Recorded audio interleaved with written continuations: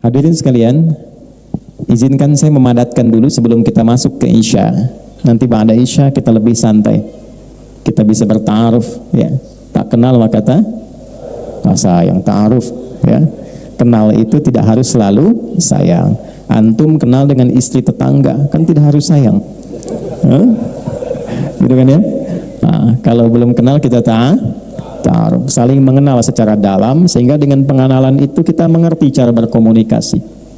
Oh, ini kawan saya, tahu cara berkomunikasi. Ini atasan saya.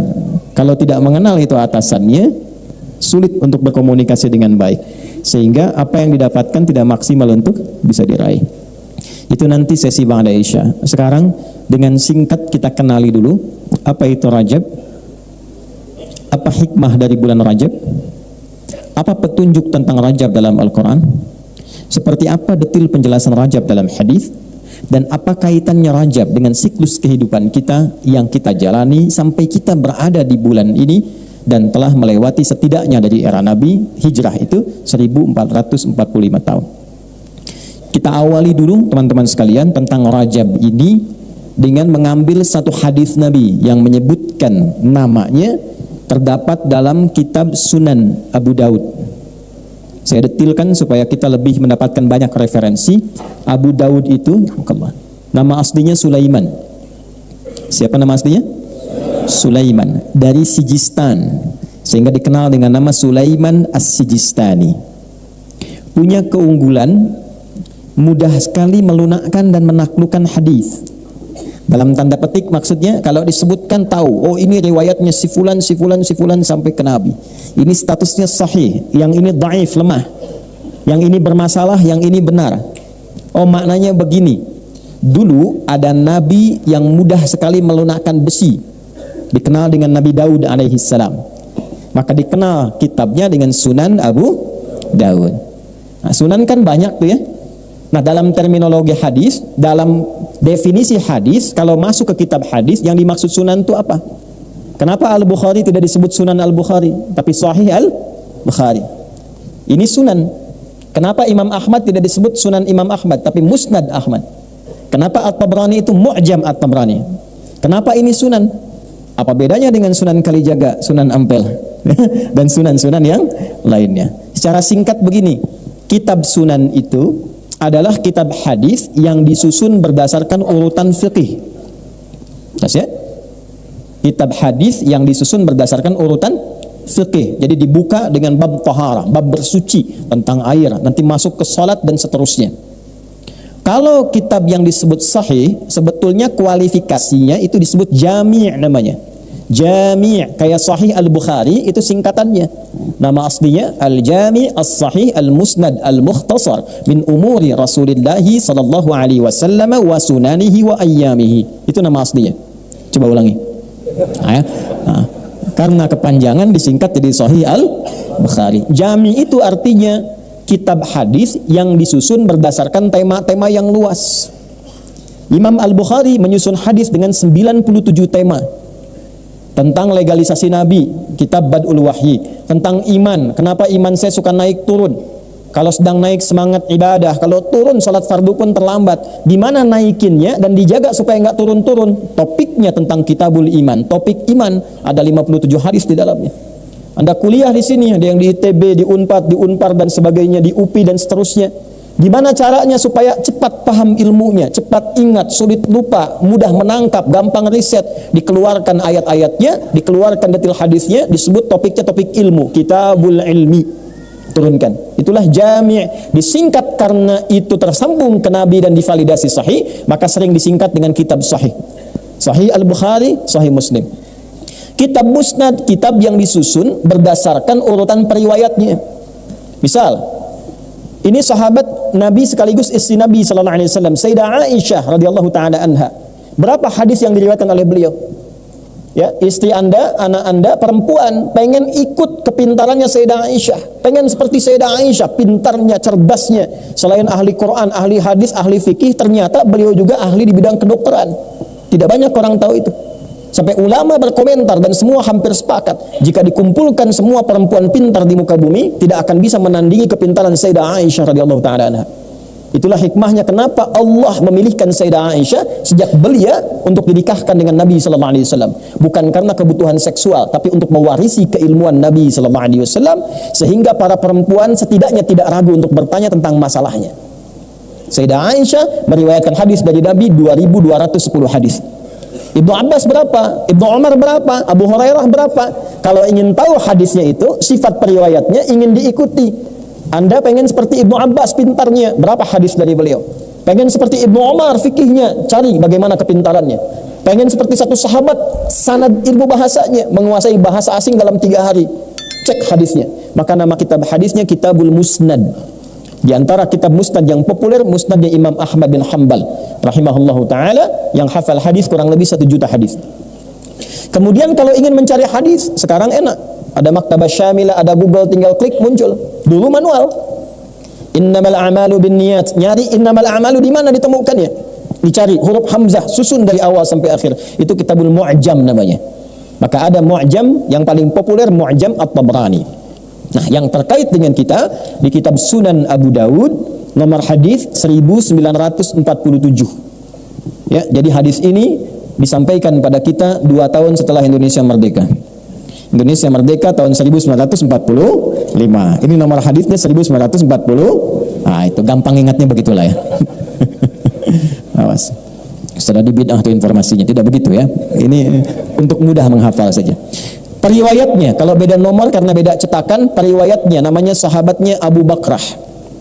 Nama aslinya Nufai' ibn al-Harith radhiyallahu taala anhu, diriwayatkan dari Nabi sallallahu alaihi wasallam qala, Nabi sallallahu alaihi wasallam bersabda, saya sampaikan sabdanya, qala Rasulullah sallallahu alaihi wasallam, inna az-zamana qad istadara ka hayatihi yauma khalaqas samawati wal ard. Riwayat 1. Riwayat 2, yauma khalaqallahu as-samawati wal arda minha arba'atun hurum, 3 mutawaliyat, dzulqa'dah, dzulhijjah wal muharram wa Rajabun Mudar alladhi baina Jumada wa Sya'ban. Rawahu Abu Dawud. Paham? Tidak. Inna zamana qad istadara ka hayati.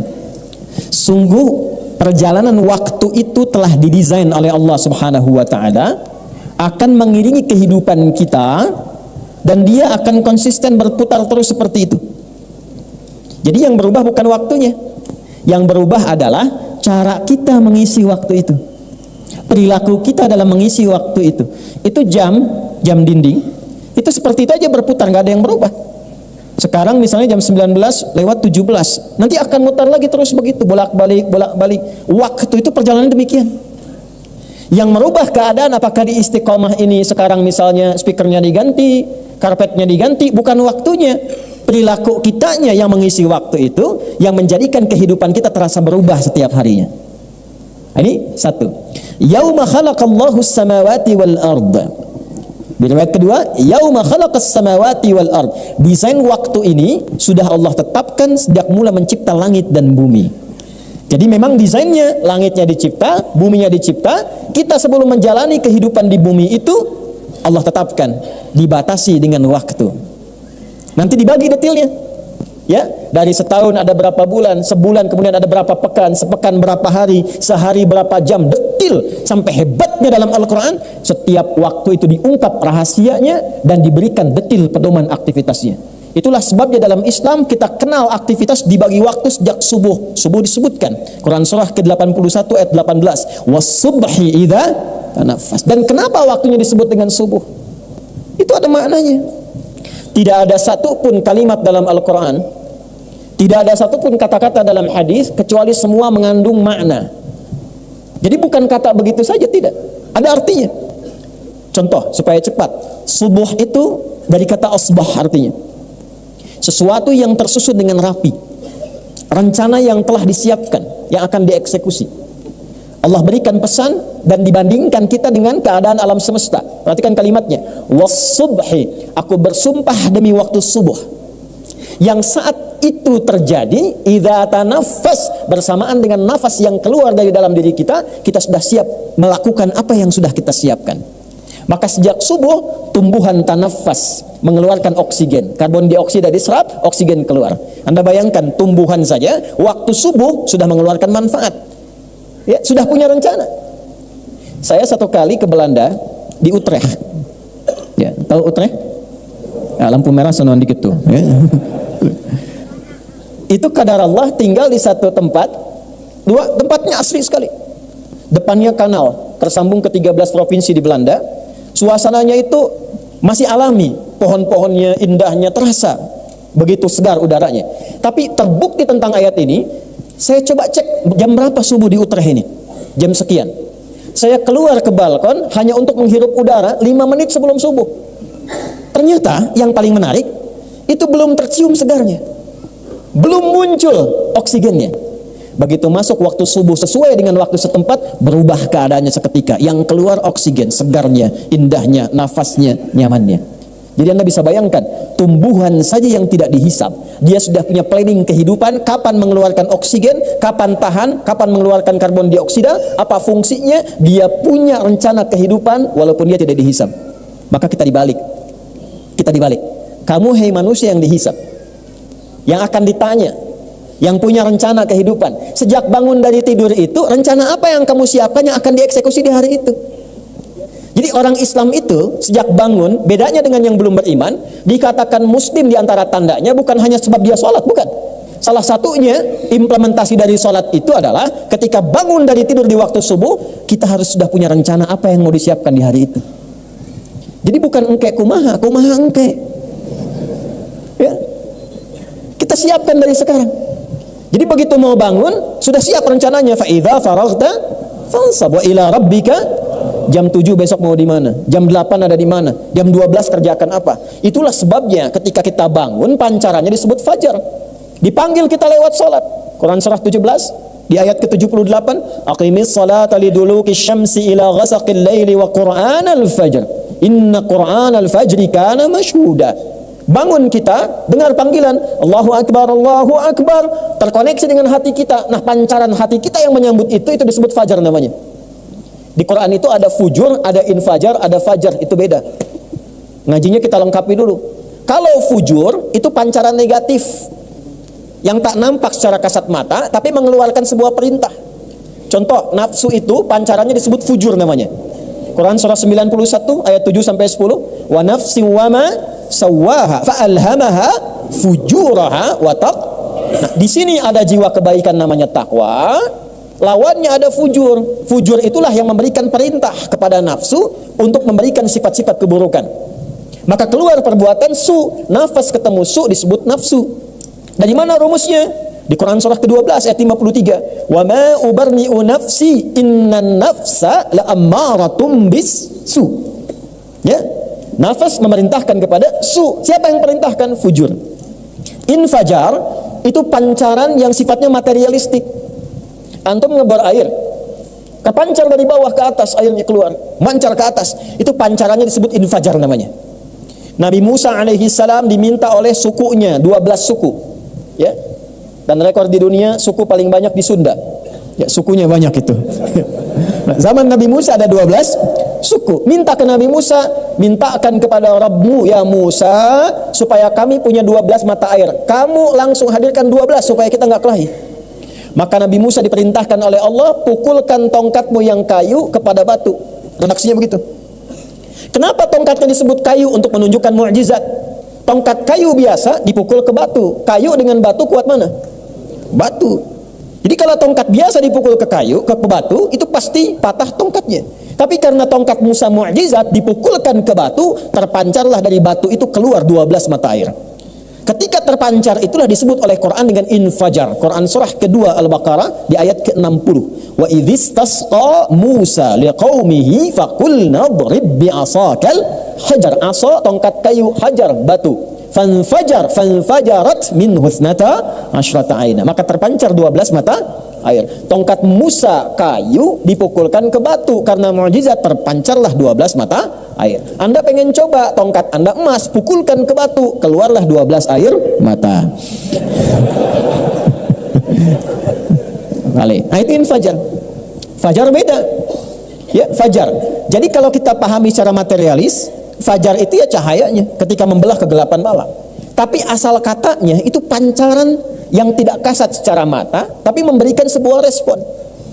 Begitu dipanggil bangun tidur, Allahu Akbar, Allahu Akbar, kadang tidur. Tapi ketika dengar, kalau iman ada dalam diri kita, confirm tuh, langsung direspon, keluar, ya Allah sudah adzan.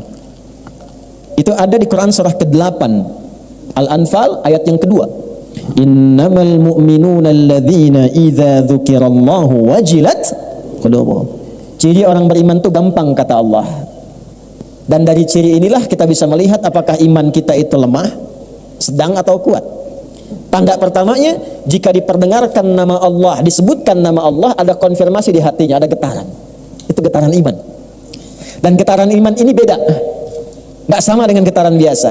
Anda punya rasa cinta, ya, cinta pada istri, pada pasangan, pada anak, getarannya beda dengan getaran iman. Ya, ada getaran bikers di sini, saya dengar ada 27 ya komunitas. Itu kan beda ketika Anda bawa motor lihat polisi. Ya, getaran kan? Ada getaran ya. Itu getarannya beda tuh. Ya kan? Kenapa Anda ngebut? Izin Pak, mohon maaf, salah. Surat-surat lengkap? Lengkap Pak. STNK ada Pak. Helm pakai? Pakai. SIM ada Pak? Ada Pak. Ya, tahu ada lampu merah di sini? Tahu Pak. Kenapa ngebut juga? Saya tidak tahu ada Bapak. Salah ya. Nah, jadi kadinya itu ya. Sampai mana tadi kita? Getaran. Ya, iman tuh beda. Allahu Akbar, Allahu Akbar. Connect seketika kalau ada iman. Ya Allah sudah adzan. Nah, pancaran itu awalnya saat kita bangun terpancar itu, tiba-tiba bangun kita, itulah fajar. Makanya sholat pertama kenapa disebut fajar? Bukan hanya sekedar matahari membelah kegelapan malam dengan sinarnya, tapi ada pancaran yang merespon suara itu sehingga kita bangun. Kenapa datang kita dalam sholat? Karena kita punya agenda. Kita hanya mampu merencanakan, tidak mampu untuk menentukan. Karena itulah kita bawa agenda kita tadi yang malam sudah disusun. Makanya Nabi mengajarkan sebelum tidur istighfar dulu, evaluasi kegiatan tadi, rencanakan untuk besok. Begitu bangun, masih di hadis yang sama. Abu Daud nomor hadis 1367 dari Ibnu Abbas radhiyallahu taala anhuma. Apa kata beliau? Qala kana an-nabiyyu sallallahu alaihi wasallam idza istayqadha min naumihi fajalasa wa masaha bi yadihi min athari naumihi faqara khawatim Ali Imran. Secara singkat, Nabi kalau bangun tidur duduk dulu, menghilangkan bekas ngantuknya. Sebelum baca doa, beliau bacakan 11 ayat terakhir surah Ali Imran. 11 ayat terakhir itu, itulah kurikulum dasar menjalani kehidupan setiap hari. Bikin kurikulum dunia sampai akhirat. Jadi gampangnya gini, kalau saya dagang ini, saya pengen jualan nih, dapat dunianya apa, akhiratnya apa. Itu konsepnya ada di situ. Anda kuliah, nyari dunia, nyari akhirat. Idealnya dunia dapat, akhirat dapat. Gimana konsepnya supaya sukses? Ada di ayat itu. Disusun. Setelah jelas susunannya, dipanggil, datanglah kepada Allah, sujud kita minta, ya Allah, Engkau yang maha mengetahui saya punya rencana, berikan taufikmu, ringankan rencana hamba, lindungi dalam perjalanannya, sukseskan pada apa yang Kau ridhai. Dari subuh itulah kita berangkat ke pekerjaan. Itu ada maknanya. Nah, itulah pembuka hadis tadi. Inna zamana qad istadaraka hay'atih yauma khalaqallahu samawati wal ard. Kita diminta menjadi umat yang cerdas. Jangan cuma jalani setiap waktu itu. Ya, cuman bangun dari tidur, bekerja, tidur lagi. Bangun tidur, tidur lagi. Habis tidur, bangun lagi. Tidur. Nah, kurang lebih gitu. Ya. Nah, itu bukan umat Islam yang sejati.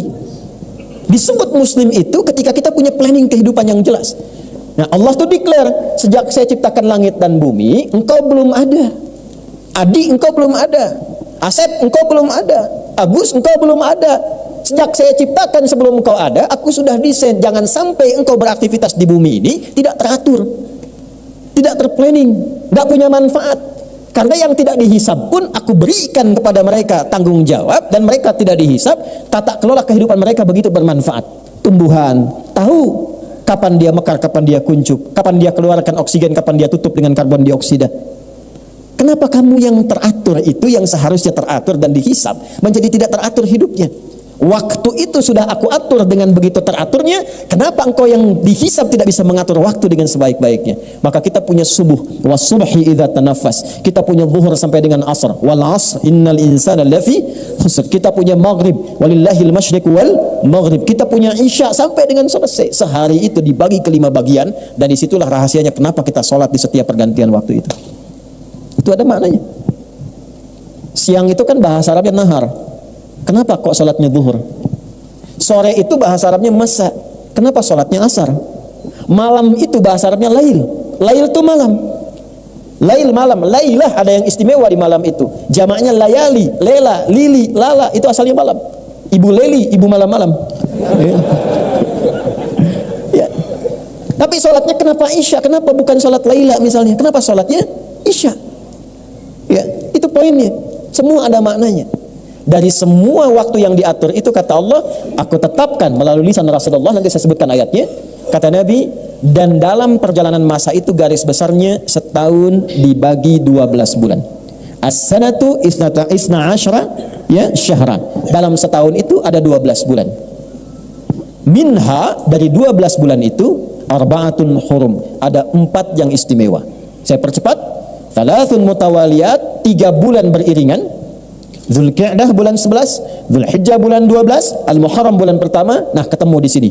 Wa Rajabun Mudhar alladzi baina Jumada wa Sya'ban. Dan bulan Rajab yang istimewa letaknya terletak antara bulan Jumada yang ke-6 dan bulan Sya'ban yang ke-8.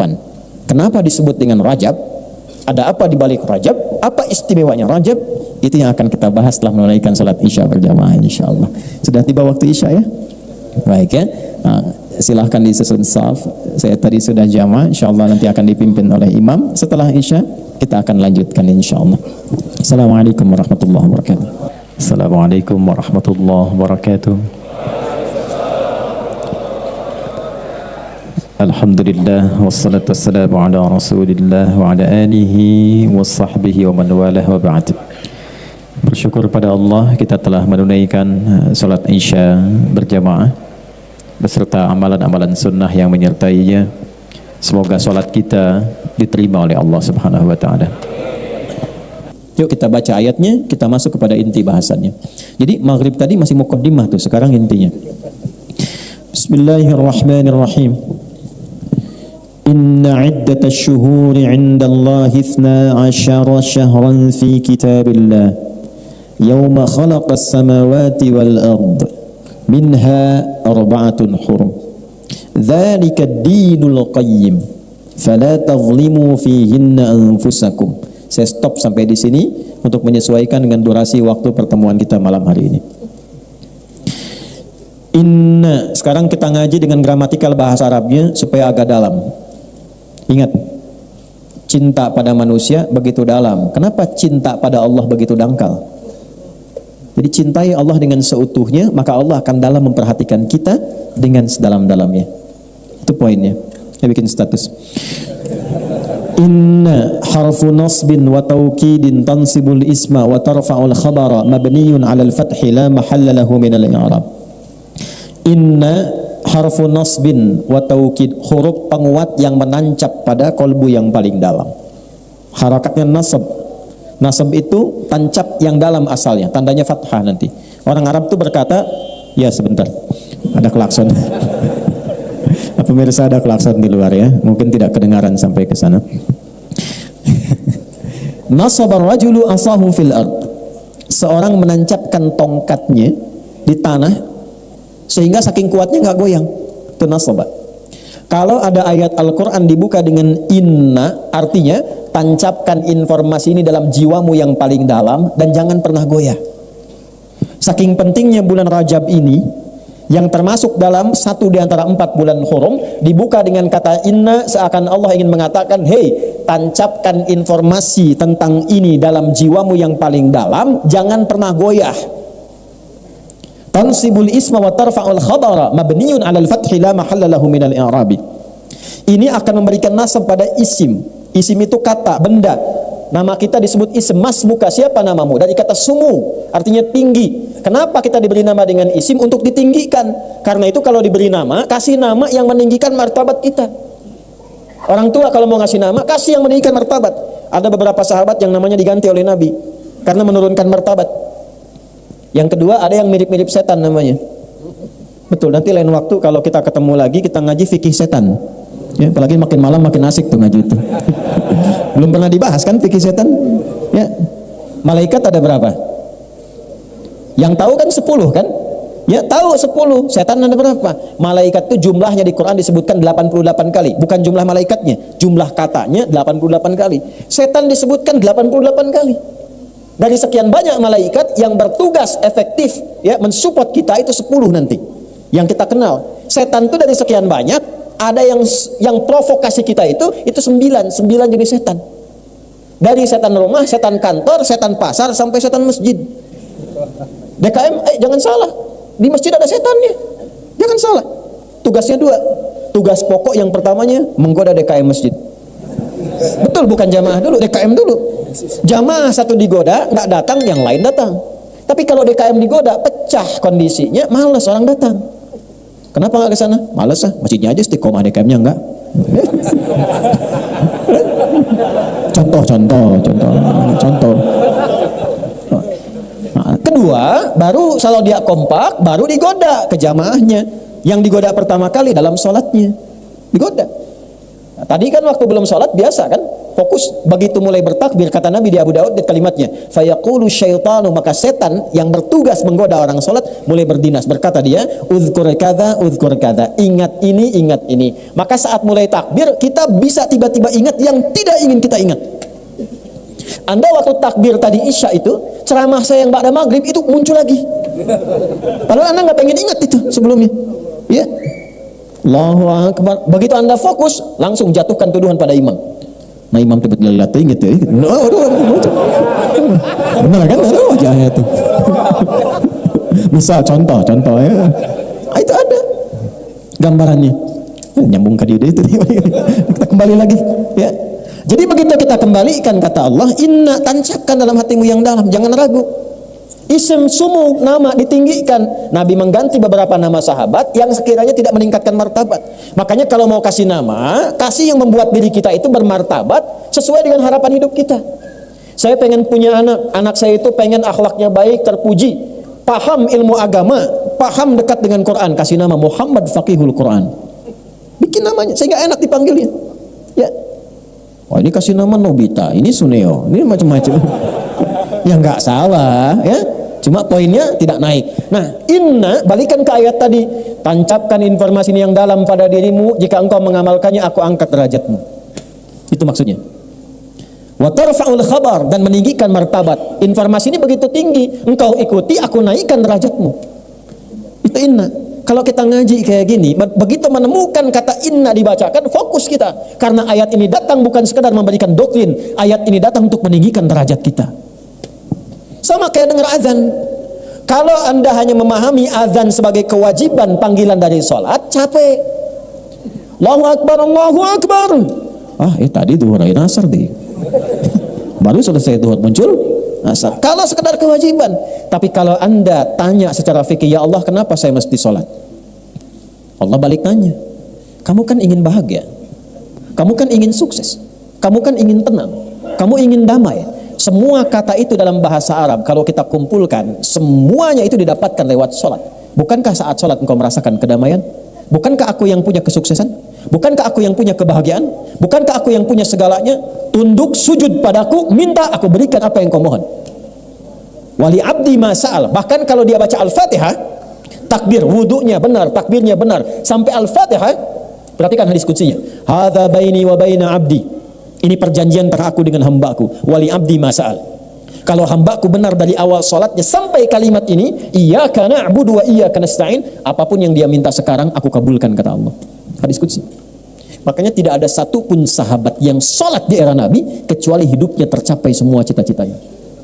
Semua, yang bisnis makin kaya, yang pintar makin pintar dari segi ilmu, yang punya kedudukan makin tinggi, semua tercapai. Semua. Nah, semua kata itu kalau disatukan dalam bahasa Arab disebut falah namanya. Falah. Jadi kalau sukses saja, tapi belum tentu bahagia, itu fauz namanya. Fauz.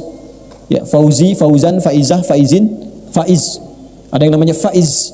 Artinya orang yang diharapkan sukses dalam hidupnya, walaupun belum tentu bahagia.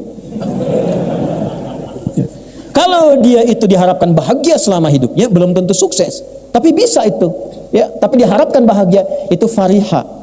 Orangnya farah, sifatnya farhan, Muhammad Farhan, Farah Queen dan sebagainya, farah. Aku nani, farah, bahagia, belum tentu sukses. Sok pilih mana ya? Kaya tapi gelisah atau miskin tapi tenang? Nggak ada pilihan ketiga, tong maksa.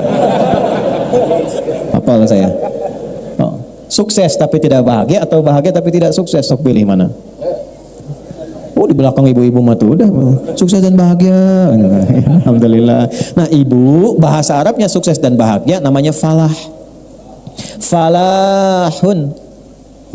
Di mana ada agama di muka bumi ini yang mensupport pemeluknya supaya sukses dan bahagia 5 kali sehari, diperdengarkan di telinganya, dikeraskan didengar, 24 jam terdengar di semua tempat, diperdengarkan di telinga. Telinga bahasa Arabnya disebut udhun, jamaknya disebut adzan. Dalam adzan diperdengarkan, hayya 'alas shalah.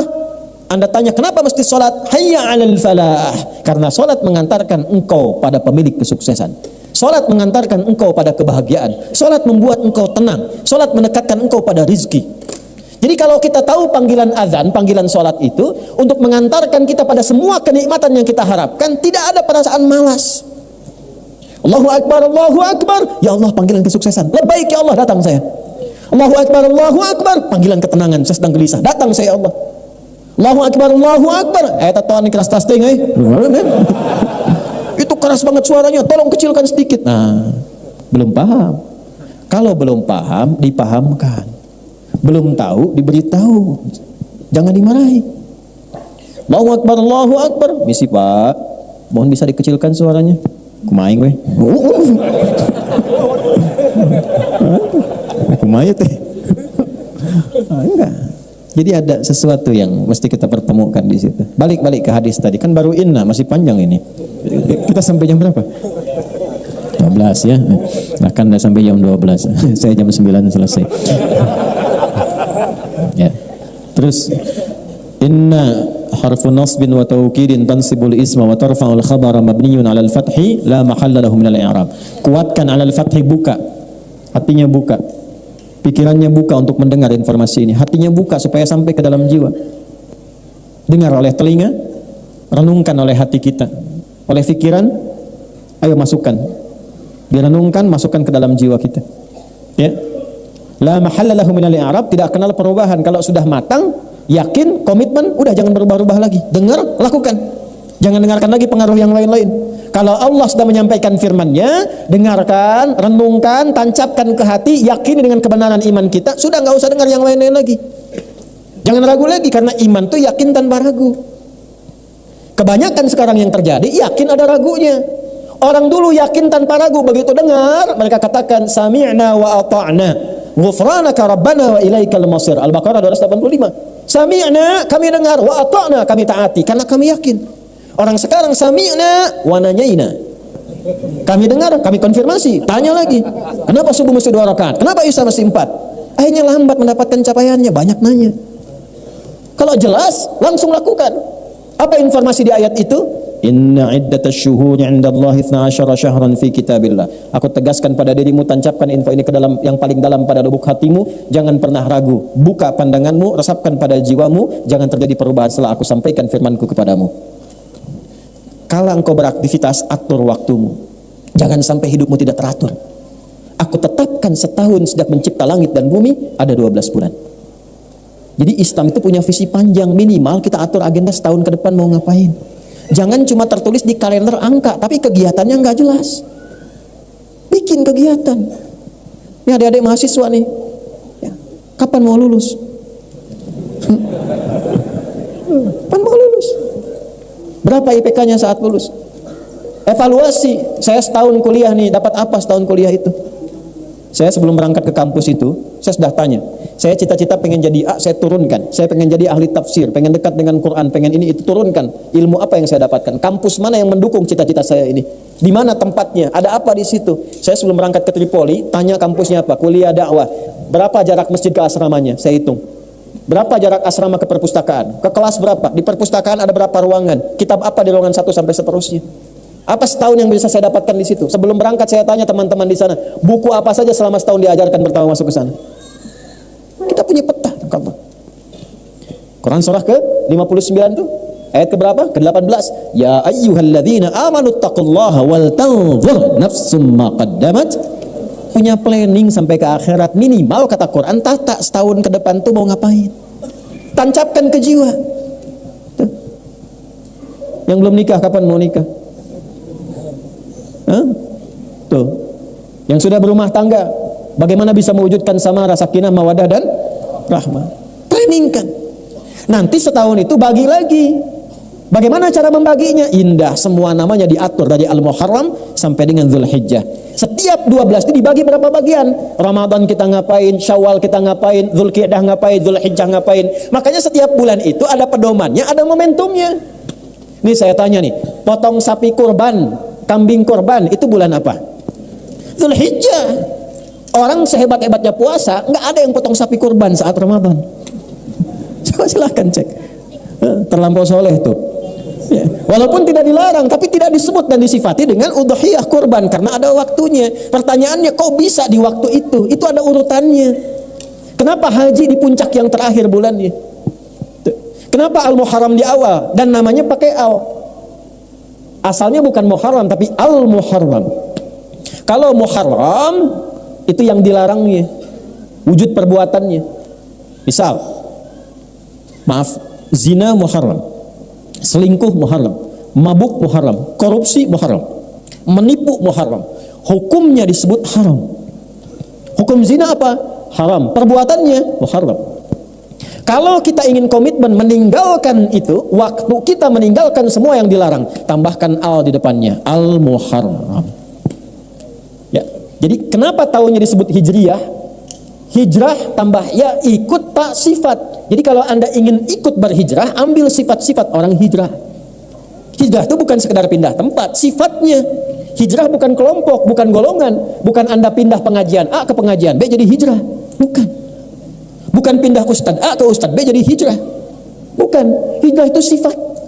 Kalau pengen ikut, lihat simbolnya di mana. 12 bulan, tahunnya disebut Hijriyah. Karena di situ ada sifat-sifat kita untuk berhijrah.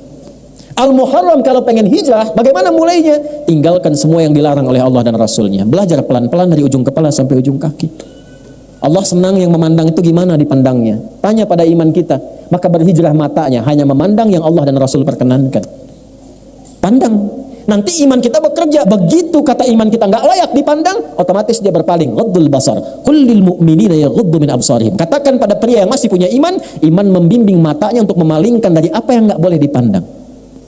Lisan begitu, dikonfirmasi, wasari'u ila maghfirah. Begitu dipalingkan, lisannya istighfar. Allahu Akbar. Tum keluar dari sini. Kan sekarang musim-musim videotron tuh. Ya?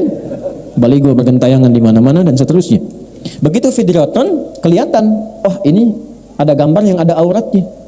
Itu kalau imannya ada, langsung otomatis dipalingkan. Lisan istighfar, astagfirullah. Enggak telat tuh. Dan itu semua bersamaan. Jadi bukan lisannya istighfar, matanya nggak berpaling. Astagfirullahaladzim. Keterlaluan nih yang pasang videotron ini. Nggak punya iman nih kayak ini.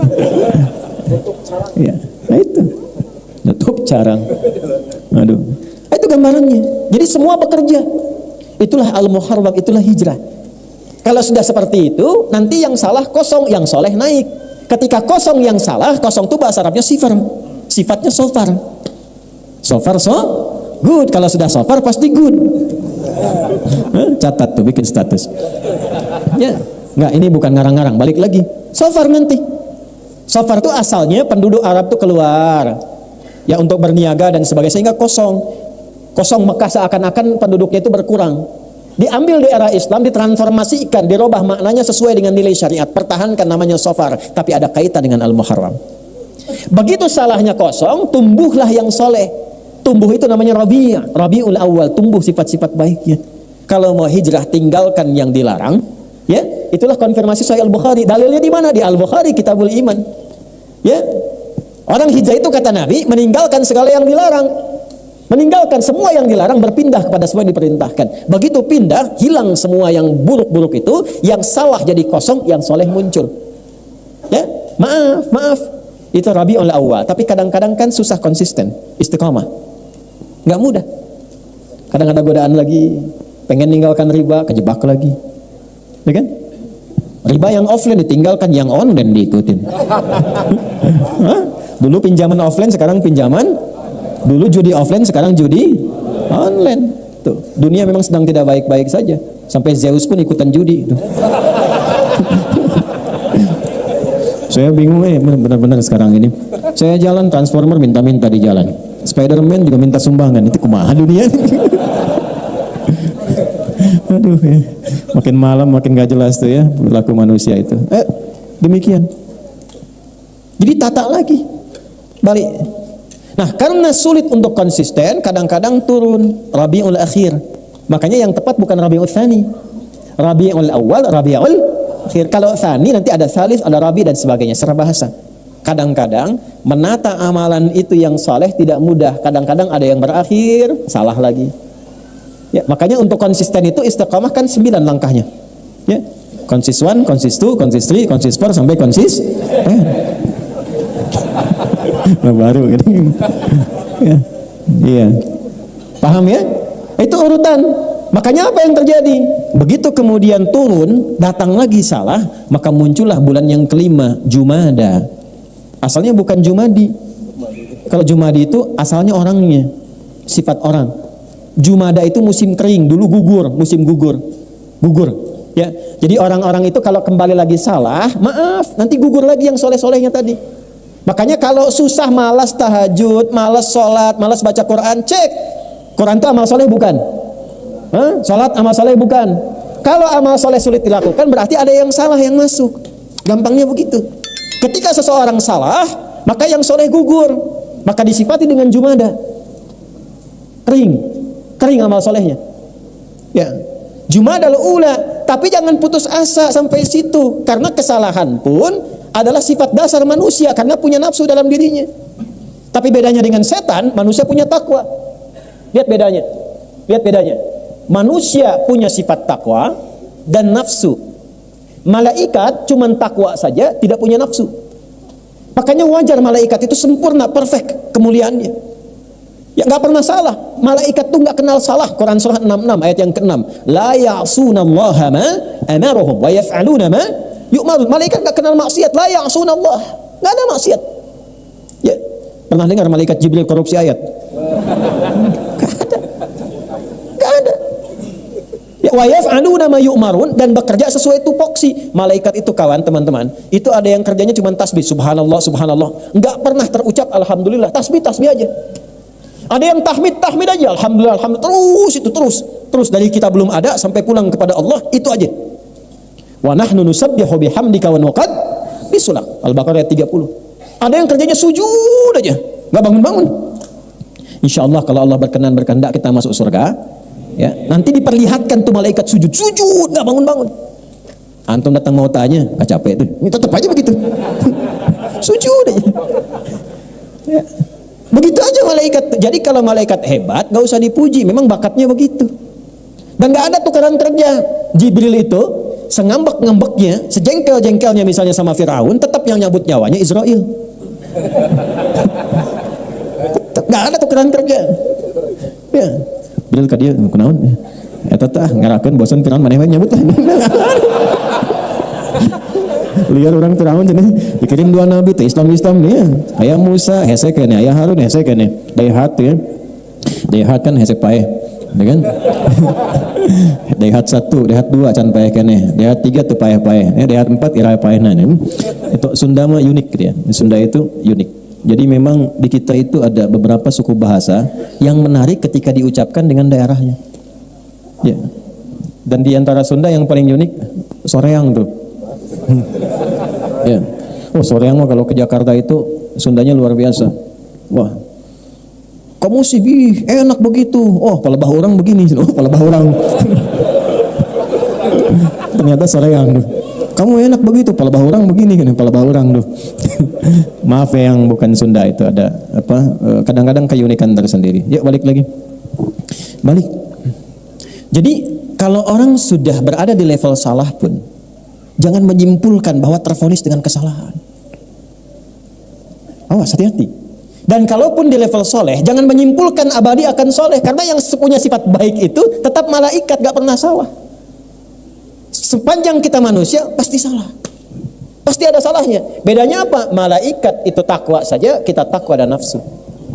Jadi pasti ada potensi salah. Ini kalau sifat ini dibawa ke hubungan suami istri di rumah tangga dan diposisikan dengan benar, itu insya Allah jalannya itu akan baik. Ketenangan, sakinah itu cepat diraihnya.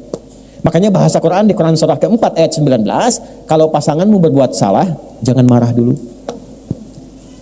Ya, karena aku titipkan engkau dengan pasanganmu, memang kekuranganmu itu akan dilengkapi oleh pasanganmu. Engkau punya kekurangan, tidak ada yang sempurna. Itu poinnya. Jadi kalau kita, saya, Anda berbuat salah, jangan disimpulkan bahwa kesalahan itu abadi. Itulah sifat setan. Makanya setan ketika diberikan jalan taubat, dia tidak mengambil.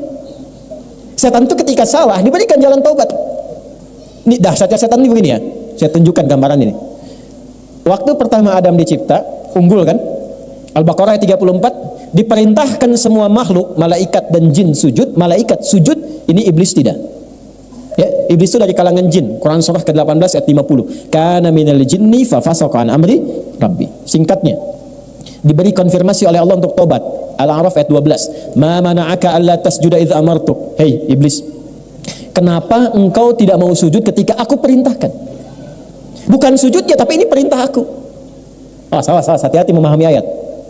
Jangan sampai pertanyaannya begini, emang Allah nggak tahu iblis itu kenapa nggak mau sujud? Bukan. Allah maha tahu dengan keadaannya, tapi ingin mengkonfirmasi dengan lisannya langsung sehingga terdengar oleh semua makhluk yang lain. Dan tidak punya kesempatan ngeles dia. Jelas? Kadang-kadang hakim penyidik kan tahu perbuatannya, cuman ditanya supaya konfirmasi diri lisannya. Maka dia membantah, ana khairum minhu, saya lebih hebat dibandingkan dengan Adam.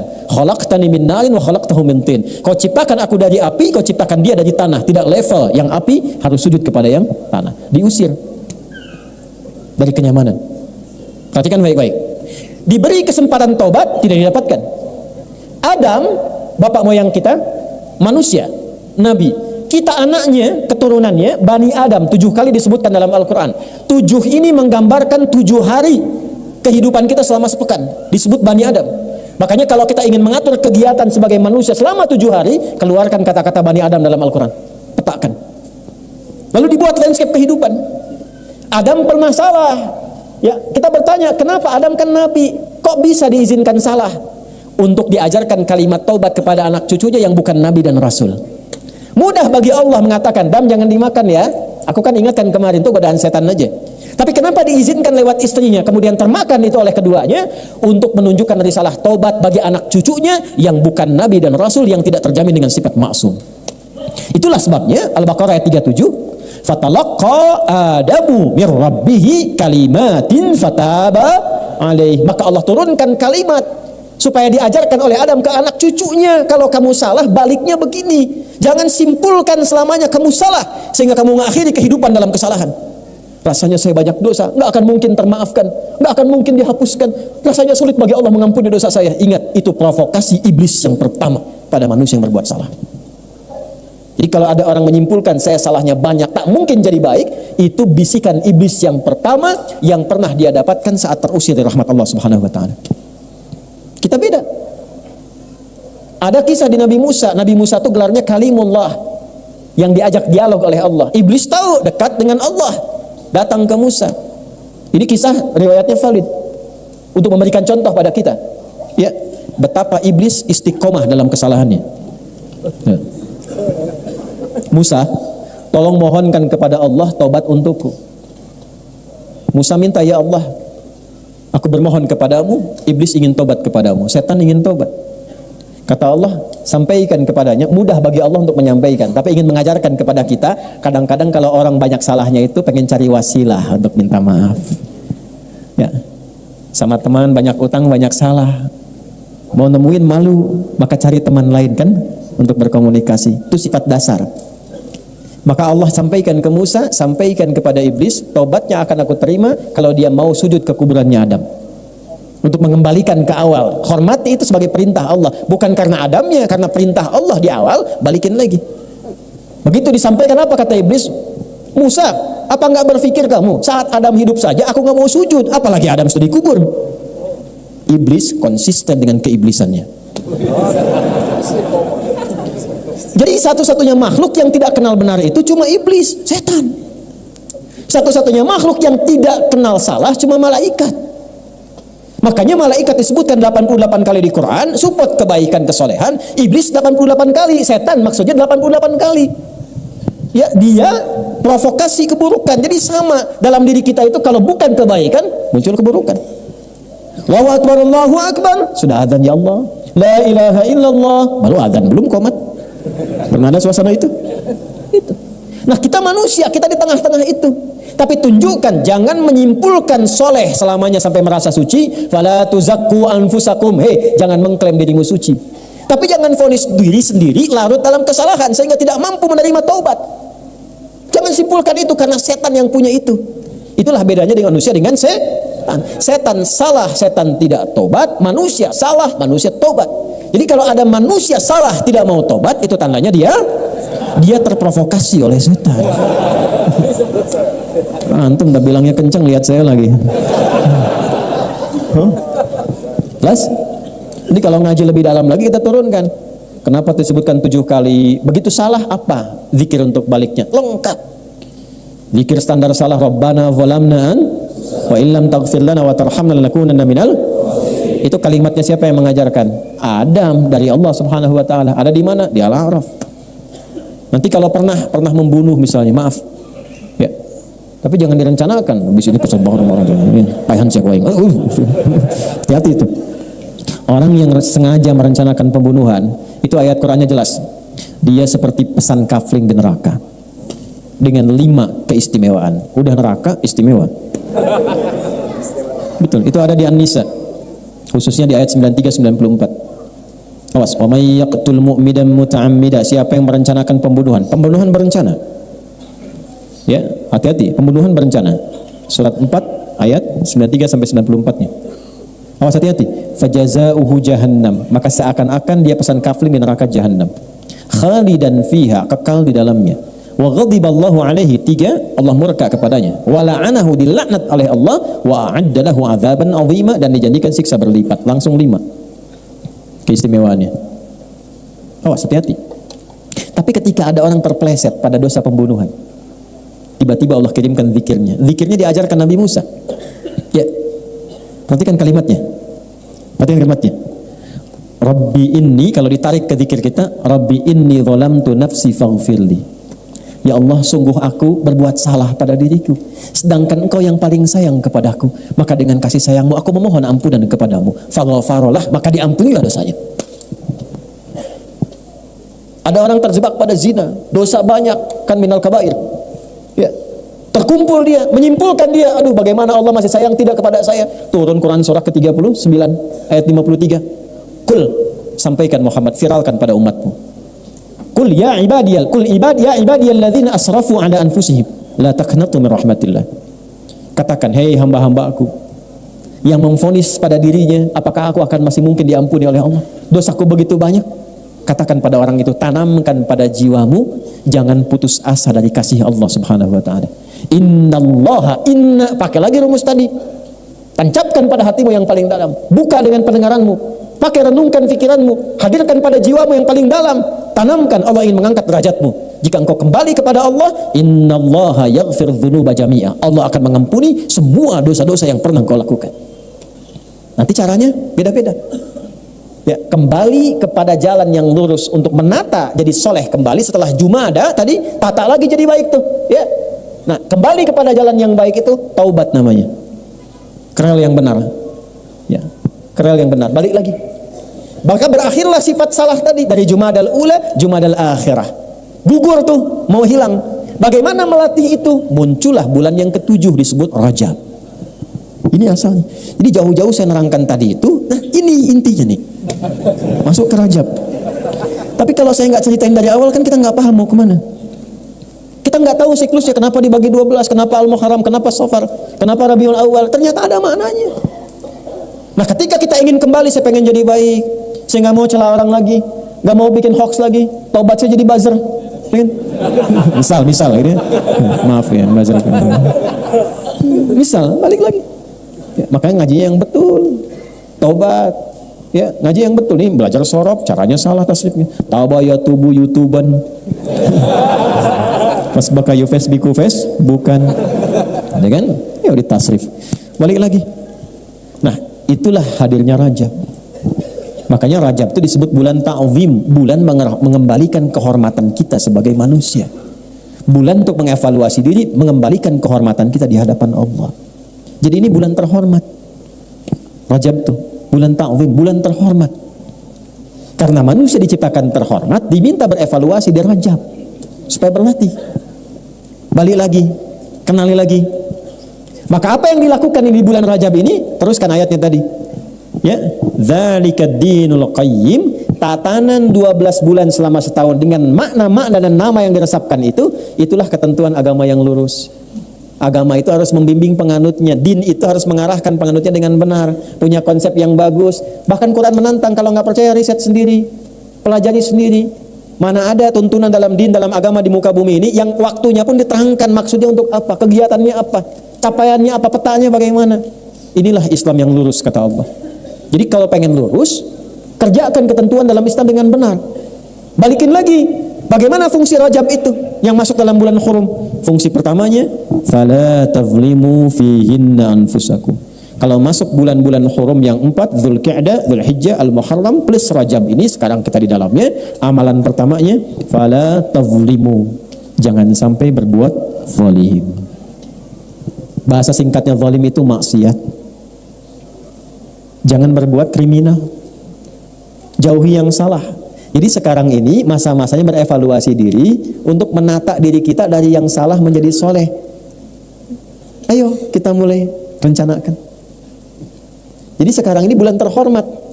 Karena itu komennya Ibnu Abbas radhiyallahu taala anhuma, pakar Quran yang diberikan legalitas oleh Nabi, jika ada orang catat kalimatnya, ini kalimat bukan dari saya tapi statementnya Ibnu Abbas, pakar tafsir yang kepakarannya langsung mendapatkan legalitas dari Nabi, Turjumanul Quran gelarnya.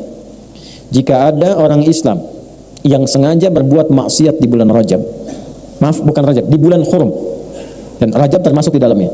Jika ada orang Islam yang sengaja berbuat maksiat di bulan-bulan Hurum ini, maka dosanya dipandang 2 kali lipat oleh Allah dibandingkan dengan di bulan-bulan lainnya. Jadi kalau ada orang sekarang sengaja berbuat maksiat di bulan Rajab ini khususnya yang kita sedang berada di dalamnya, maka dosanya 2 kali lipat dibanding dengan hari biasa. Kenapa? Karena ini bulan terlarang untuk maksiat, lalu orang sengaja berbuat maksiat. Anda pimpinan di kantor, Anda katakan, hari ini spesifik, semua saya berikan satu larangan ya. Semua karyawan baik laki-laki perempuan, karyawan-karyawati, hari ini dilarang merokok semua. Ya. Tiba-tiba Anda temukan satu karyawan yang merokok. Dia melanggar itu, sengaja. Begitu ditetapkan dan dia sengaja melakukan itu. Kira-kira sebagai pimpinan responnya bagaimana? Nah, itulah dengan logika yang sama Ibnu Abbas menyimpulkan Allah membuat waktu evaluasi sehingga mencas kita kembali, mengembalikan kepada mode yang soleh, yang seutuhnya. Lalu dilaranglah di waktu itu untuk berbuat salah. Ada orang sengaja melakukan kesalahan, melanggar ketentuan Allah tadi. Di bulan latihan meninggalkan yang haram, dia sengaja mengerjakan yang haram. Maka dosanya 2 kali lipat dibandingkan dengan hari biasa. Saking tingginya kehormatan bulan ini. Maka yang pertama kita lakukan di bulan ini menebarkan kedamaian, ketenangan, persatuan, evaluasi diri. Kan 30 hari kurang lebih, 29 sampai 30. Dihitung sekarang udah tengah-tengah. Anggaplah tinggal 14 hari lagi, misal 2 pekan. Yuk, misal. Kan sudah tengah-tengah sekarang. Ya kan? Alhamdulillah masih dapat materi ini di pertengahan. Coba kalau dekat jadi hari terakhir. Kan nunggu tahun depan belum tentu hidup kan? Maksud saya, coba 14 ini terapkan ke tubuh kita dulu, jangan tunjuk orang lain. Hitunglah dari mata dulu. Ya, sebelum mata ke pikiran dulu, kan di kepala ada pikiran, makanya tahallul. Coba biasakan setiap hari kita coba berpikir yang positif dulu, husnudzan kepada Allah. Mulai besok latihan pikiran dulu. Mau berangkat keluar, macet, Alhamdulillah ya Allah, Engkau hadirkan macet supaya aku bisa murojaah. Syukuri dulu. Ya, syukuri supaya tenang. Jadi begitu tenang, ana inda dhanni 'abdi, aku berdasar prasangka hamba-Ku. Nanti jiwa yang tenang itu melahirkan kreativitas yang cemerlang. Bikin status boleh ya. Jiwa yang tenang melahirkan kreativitas yang cemerlang. Kalau tenang itu keputusan gampang, pikiran nyaman. Kreativitas jadi banyak. Dari pikiran dulu. Ya. Anak tiba-tiba marah misalnya, balikin dulu ke diri kita. Saya memang salah ya, astagfirullah. Pelan-pelan, lihat lagi. Demikian. Tiba-tiba misalnya ada ketentuan dalam perusahaan, ya, mohon maaf untuk hari ini gaji barangkali agak terlambat 3 hari. Ya, insya Allah baik ya Allah. Engkau yang menetapkan rezeki, semua bersumber darimu, semua akan kembali kepadamu. Kalau bukan di jalan yang ini, jalan yang lain pun pasti Engkau berikan. Jalan ke Roma saja lebih daripada 1000, maka jalan kepadamu tidak lebih daripada itu. Minta, datang. Ya, pikiran yang baik. Naik ke bis, Bu, ya, mahasiswa atau mahasiswi. Ada orang tatoan, tangannya merogok kemudian ke kantong orang lain. Nah itu mah bukan husnuzon, copet itu. Nah, benar. Tata pikiran kita. Besok sehari. Nanti dari situ turun ke mata. Latihan lusa supaya melihat yang baik-baik saja. Yang tak baik gak usah dilihat. Ya, nanti ukuran yang tak baik itu apa? Iman. Iman kita ngukur. Coba status dilihat. Status orang lain diupdate, status diri sendiri gak pernah diupdate. Cek. Nanti dari mata turun ke mulut dulu, langsung ke hati aja. Mata turun ke mulut, jangan langsung ke hati aja, langsung ke hati. Ke lisan, atur bicara yang betul. Ya, kata-katakan yang baik. Rumusnya gampang. Man kana yu'minu billahi wal yaumil akhir falyakul khairan aw liyas. Itu semua pakai iman, Pak. Itu kepala pakai iman, mata pakai iman. Kullil mu'minin, kullil mu'minat. An-Nur ayat 30 sampai 31. Begitu turun ke lisan pakai iman lagi. Ya ayyuhalladzina amanu. Quran surah 49 ayat 11 sampai dengan 12. La yakhaqu min qaum. Latihan jangan mencela. Jangan mencela. Mau pakai lisan, mau pakai tangan. Karena tangan itu konfirmasi lisan di era sekarang. Lisannya diam tapi statusnya tajam. Ya. Makanya wudu itu kan, wudu saat basuh tangan itu kan dari jari ke siku. Ya. Ilal marafiqi wamsahu, ya, bi ru'usikum, kemudian wa arjulakum. Tapi sebelum itu apa? Wa aydiyakum ilal marafiq, tangan sampai siku. Ayatnya tidak mengatakan siku ke tangan, walaupun sah saja begini wudunya sah. Tapi yang terbaik dari tangan ke sini. Karena di wudu itu ada risalah taubat. Habis wudu doa kita itu asyhadu an la ilaha wa asyhadu anna muhammadan Allahumma ja'alni minat. Ya Allah, jadikan aku orang taubat. Apa hubungan wudu dengan taubat? Karena saat wudu itu kita bertobat dari perbuatan-perbuatan anggota tubuh kita yang sering digunakan. Makanya yang dibasuh, yang diusap itu bagian tubuh yang dipakai interaksi. Kenapa tangan itu rahasianya sampai ke siku, dari jemari ke siku begini, ambil airnya, tuangkan, basuh ke sini. Begini pun sah. Tapi kalau mau ingin meresapi dari sini ke sini. Kenapa? Karena yang sering digunakan berbuat maksiat yang ini. Antum kalau pasang status kan pakai ini, bukan pakai ini. Ya kan? Ini ada doanya. Ya, makanya kalau ingin nanti di akhir saya tutup dengan itu tuh. Ya, dari kepala kemudian ini sampai ke lisan. Man kana, konfirmasi dari Nabi, man kana yu'minu billahi wal yaumil akhir. Siapa yang masih merasa iman kita dipertaruhkan. Siapa yang masih merasa iman pada Allah, artinya yang melanggar ini imannya dipertanyakan kepada Allah. Wal yaumil akhir, dan dengan imannya dihisab di hari kiamat, falyakul khairan aw liyasmut. Maka coba berlatih lisannya berkata yang baik. Tak mampu diam. Ya, hari keberapa tuh? Ketiga, latihan lisan. Kata yang baik. Damang, alhamdulillah. Balik ke mana? Ke payun. Yang tenang. Begitu mau marah, yang baik aja. Nanti begitulah sampai dengan ke kaki. Kalau bisa dilakukan sampai ke kaki, maka berubahlah menjadi hamba Allah yang punya sifat kasih yang dalam. Jadi kalau ini sudah baik, pasti sifatnya berubah jadi baik. Rasa kasih, kelembutan, kebaikan, rasa penyayang, maka berubahlah namanya menjadi ibadur rahman. Wa ibadur rahmanil ladzina yamshuna 'alal ardi hauna wa idza khatabahumul jahiluna qalu salama. Ibadur rahman itu jalannya baik. Kalau ada yang provokasi, didoain. Gitu. Ya, enggak bertengkar. Kan sama-sama beriman, kenapa beda pilihan mesti mencela? Merendahkan orang. Kenapa? Kan sama-sama beriman. Calonnya muslim semua. Kenapa saling menjatuhkan? Kenapa nggak kita doakan? Masing-masing punya pilihan, tapi jangan sampai perbedaan itu menjadikan terpecah belah, saling memusuhi. Kok dari teman jadi musuh? Untuk apa? Apa yang mau didapatkan dari semua itu? Istighfar, akhi. Istighfar, koreksi diri baik-baik. Ini waktunya kita berlatih mengevaluasi diri. Bulannya Rajab. Saya kemarin ingatkan kepada kalangan elit, hati-hati bulan Rajab. Ya, jangan sampai membuat sesuatu yang tidak baik, nyogok, korupsi. Saya tidak sepakat dengan kalimat ambil uangnya, tinggalkan partainya atau tinggalkan orangnya. Itu nggak benar, kurang sempurna. Kalimat yang tepat berdasarkan hadis itu, jangan ambil uangnya dan tidak perlu pilih orangnya. La'anallahu rashi wal murtashi. Dan riwayat lain, la'an rashi wal murtashi. Kalimat pertama, hadis riwayat Abdullah bin Amr bin As radhiyallahu taala anhuma. La'anallahu rashi wal murtashi. Konfirmasi dari sahabat Abu Hurairah, la'anallahu rashi wal murtashi fil hukmi. Jelas, Allah melaknat pelaku sogok dan yang disogok. Lalu muncul hadis lain dikonfirmasi, ya, takunu kama yuwalla alaikum. Anda itu akan mendapatkan sosok pemimpin sesuai karakter Anda. Kalau andanya mudah menerima uang-uang seperti itu, besok pun dia akan cari uang lagi untuk menutupi apa yang dia berikan pada Anda. Jadi kalau Anda mencela, mengutuk dan sebagainya, itu adalah hasil yang didapatkan dari perbuatan yang rendah seperti itu. Maka perbaiki diri sendiri. Kalau sudah baik, mau nyogok pun dia akan malu. Berikan si itu tuh, ulah tamu, obat isin dosa nang kayak gimana kuat teman. Malu sendiri. Coba sogok dia, janganlah dia mahali masjid, takut dosa nanti. Dosa. Belum disogok sudah dapat hidayah. Perbaiki diri sendiri. Ini Rajab, ini waktunya untuk semuanya. Minimal kalau masih punya iman. Itu aja, minimal kalau masih punya iman, karena di situ iman kita dipertaruhkan. Tinggal dipilih aja. Kembali damai, tenang. Nyatu dalam kebaikan, saling mendoakan, mengevaluasi diri, itulah Rajab. Makanya disebut Rajab itu at-ta'zim. Kalau sudah baik, maka dikumpulkan amalan itu di Sya'ban. Makanya Nabi rajin puasa di bulan Sya'ban sampai penuh kadang-kadang. Untuk apa? Persiapan ke Ramadan. Itu poinnya. Maka sebelum sampai ke sana, latihanlah di bulan Rajab. Bagaimana amalan yang bisa mengumpulkan itu? Banyak. Salat tambah. Karena fungsi salat itu yang paling pokok itu merubah kita jadi orang baik. Quran surah 29 ayat 45, innas salata tanha 'anil fahsya'i wal. Sumber keburukan cuma dua, kalau bukan fahsya pasti mungkar. Fahsya itu maaf sumbernya dari nafsu syahwat. Maaf ya, maaf sekali, zina, selingkuh, LGBT, ya, pornografi, porno aksi dan seterusnya, itu fahsya.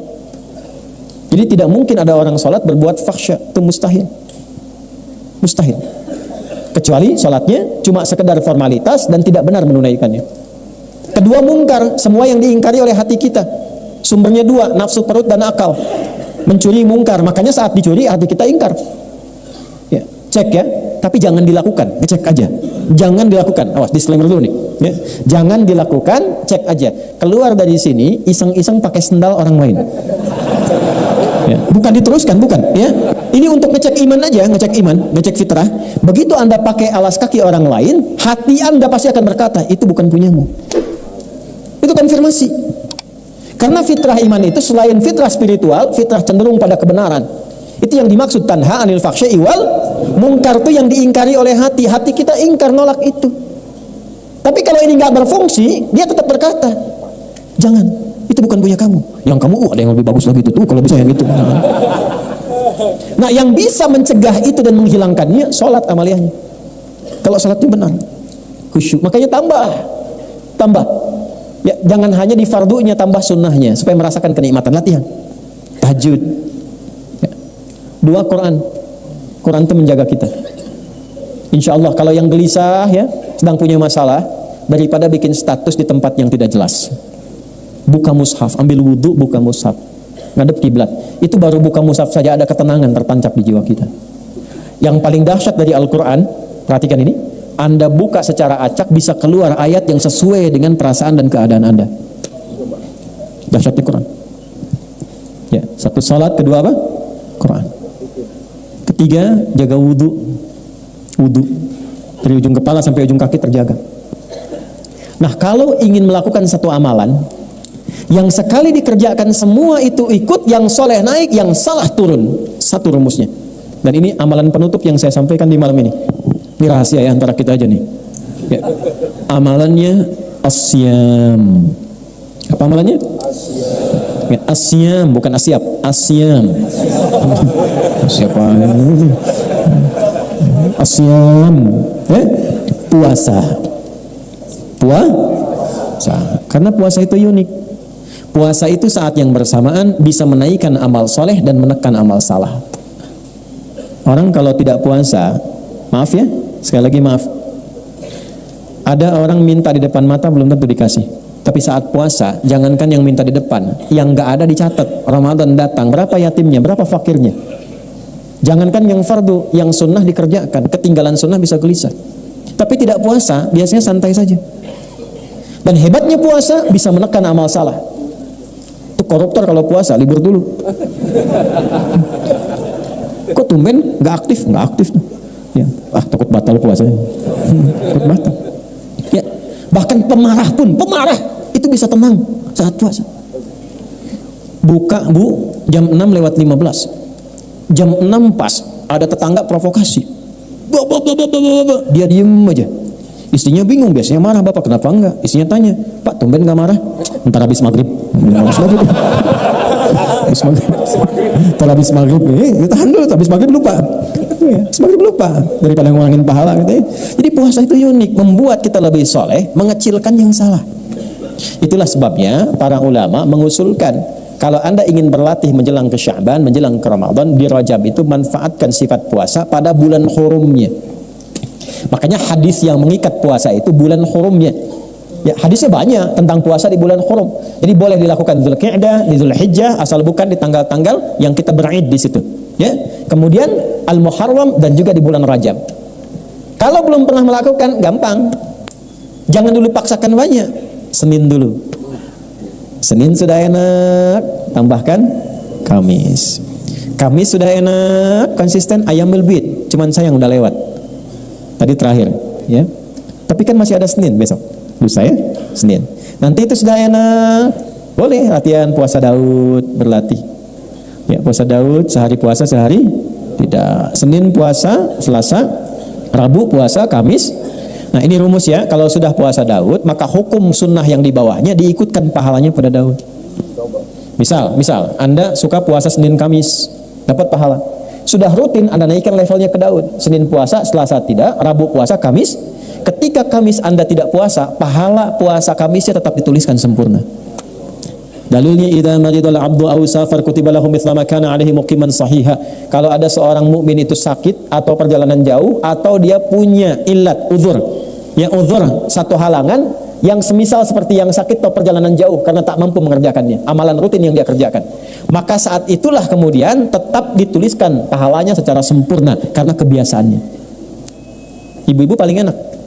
Kalau masih masa haid kan tidak sholat, ya kan? Maka saat masa sucinya perbanyak tuh sholat sunnah, perbanyak baca Quran. Maka saat haid itu tidak dituliskan yang tadi amalan kewajibannya, tapi tetap dituliskan pahalanya. Jadi perempuan haid itu tetap dituliskan pahalanya, pahala sholatnya. Kalau sholat saat sucinya. Kalau ibu tambahkan tahajud, sholat sunnah, rawatib dan sebagainya, itu dituliskan walaupun dalam keadaan sedang haid. Nah sekarang intinya PR kita sekarang naikkan levelnya, evaluasi diri kita sehingga lebih baik, lebih tenang, lebih nyaman. Besok-besok tinggal kita kumpul cari sumber yang lebih nyaman lagi, cari ketenangan yang lebih baik lagi. Orang yang bergerak untuk mencari kenyamanan, sumber-sumber air, sumber kebaikan, maka disebut dalam bahasa Arab dengan Sya'ban. Setelah itu apa? Terbakarlah semua keburukannya karena orang sudah baik berjamaah sekarang. Baik semua, jamaah semua, sholat semua, baca Quran semua, baik-baik semua akhlaknya, sosialnya. Maka gugur, terbakar semua keburukannya. Sesuatu yang dibakar tuntas, hangus, hilang disebut dengan Ramadan. Kalau sudah seperti itu, meningkatlah ketakwaannya, meningkat kebaikannya, la'allakum tattaqun. Meningkat ketakwaan, meningkat kebaikan, meningkat populasinya, maka disebut dengan Syawal. Kalau sudah Syawal meningkat, tinggal duduk-duduk tenang, duduk-duduk enak, disebut dengan Dzulqa'dah. Kenapa? Karena ada refleksi haji yang kalaupun tidak haji tapi kalau kita takwa diterima takwanya. La yanalallaha luhumuha wala rimauha walakin yanaluhu taqwa minkum. Dijaga sampai bulan ke-12 dengan takwa ini sampai kita pulang husnul khatimah. Itulah spirit dalam haji. Makanya ketika pulang mabrur dia. Mabrur itu apa? Hilang jeleknya, muncul baiknya. Maka yang tidak haji berlatih 11 bulan sehingga hilang jeleknya, muncul baiknya. Begitu dia meninggal dunia sekalipun belum sempat haji, diterima kebaikannya, dipanggil dengan panggilan ibadahnya, ketenangannya. Sifatnya abdun, jamaknya ibadun, maka muncul kalimat ketenangan. Ya ayyatuhan nafsul mutmainnah, dari sifat tumakninah. Tumakninah didapatkan dari ibadah. Ruku'lah sampai tumakninah, sujudlah sampai tumakninah. Tumakninah tenang yang membuat jiwa tenang. Dampaknya ke jiwa, jiwa yang tenang sifatnya mutmainnah. Dipanggil dengan sifat itu. Ya ayyatuhan nafsul mutmainnah, irji'i ila rabbika radiyatan fadkhuli fi ibad wa ibadur rahman. Pulang kita dengan status ibad. Saat sakarat itulah ditempatkan surga kita dari amalan kita. Kenapa orang itu pulangnya tenang? Karena dia melihat surganya. Dari mana konfirmasinya? Sayyidah Asiyah, isinya Fir'aun, ditempatkan dalam satu surat yang sangat luar biasa.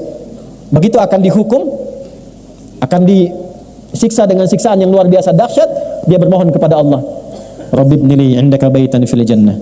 Ya Allah, mohon tunjukkan kuasamu padaku dengan menunjukkan janjimu, bangunkan istana untukku di surga sesuai dengan janjimu.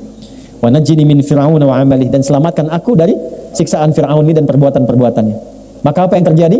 Ditampakkan surganya, senyum beliau, dalam senyumnya diwafatkan oleh Allah sebelum disiksa oleh Fir'aun.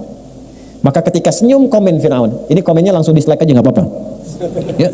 Dia komen, perempuan bla bla bla, jelek sekali jadi tidak saya sebutkan, mau disiksa kok masih senyum. Dia tidak tahu Allah menampakkan apa yang tidak kasat mata baginya. Maka ditampakkan surganya, diwafatkan sebelum mendapatkan kekejaman Firaun itu. Jasadnya pulang kepada Allah ya dengan sempurna, dengan penuh dengan kesenyuman. Sekarang Allah sudah tampakkan bukan cuma cerita dan kisah. Anda bisa lihat di YouTube orang meninggal dalam keadaan sujud. Anda bisa lihat di YouTube orang meninggal sedang baca Al-Quran. Anda lihat di YouTube orang meninggal sedang ceramah. Ketika mereka meninggal dalam keadaan baik, masihkah Anda ingin melakukan maksiat? Dan terbayangkah mungkin Anda wafat dalam pekerjaan itu? Elit-elit terbayang kalau sedang nyogok meninggal. Anda terbayang ketika meninggal sogokan meninggal, ketika mengumpat meninggal, ketika mencela meninggal, mau meninggal seperti itu? Maka kembalilah, Rajab mengajarkan kita untuk berevaluasi diri. Itulah peran pentingnya Rajab. Berusaha kita semaksimal mungkin merubah diri di bulan ini. Saya ajarkan satu doa yang paling efektif insya Allah, yang ringan, padat, tapi membuat kita cepat berubah jadi baik. Tolong catat ini dengan baik ya. Bismillahirrahmanirrahim. Allahumma paksain. Ayo rekam ya, tulis. Ayo, Allahumma paksain, paksa berubah. Kalau nggak memaksa diri susah, paksa. Bukankah saat kita mau berdiri kita memaksa diri? Bukankah saat mau makan nasi kita memaksa diri? Ya, kenapa ketika kita ingin berubah menjadi lebih baik tidak memaksa diri kita? Allahumma paksain. Ya, tahu ya kedua cekap itu, memaksakan itu. Ya, wirid memaksain. Jelas? Nah, kurang lebih itu materi yang bisa kita gali. Jangan banyak-banyak.